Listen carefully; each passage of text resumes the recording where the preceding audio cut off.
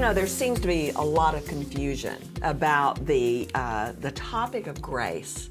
We hear that word thrown around, but even among Christians, there seems to be confusion about what that means, particularly in light of salvation and just our daily walk.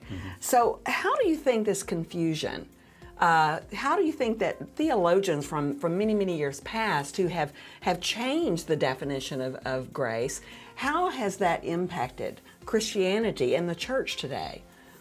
Well, that throws us into some church history, but the Galatians, possibly within 2 years, had shifted their emphasis from grace to the law. And so apparently, unless a church is very, very well grounded, it shifts into legalism very, very quickly. Okay. I have a friend who is part of a church movement in India, and they say they've started 10,000 churches. Well, I say, well, where are the pastors getting their training? He said, well, they're not. Well, my experience is that within a couple years, they'll shift right into legalism.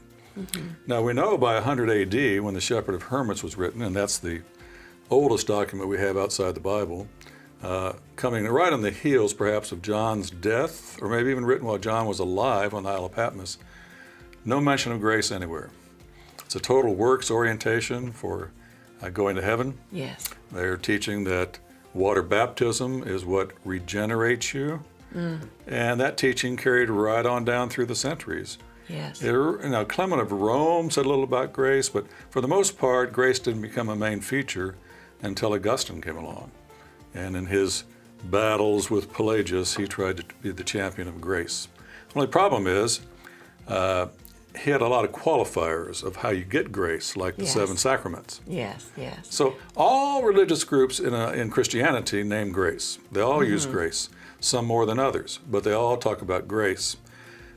Problem is, as you're saying, what does that mean?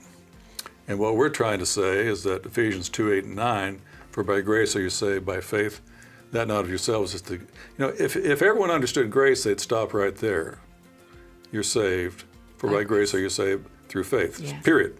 Yes. But because the Holy Spirit knew there'd be confusion about grace, he goes on to make his own qualification and says, that's not of yourselves, it's the gift of God, not of works, lest anyone should boast.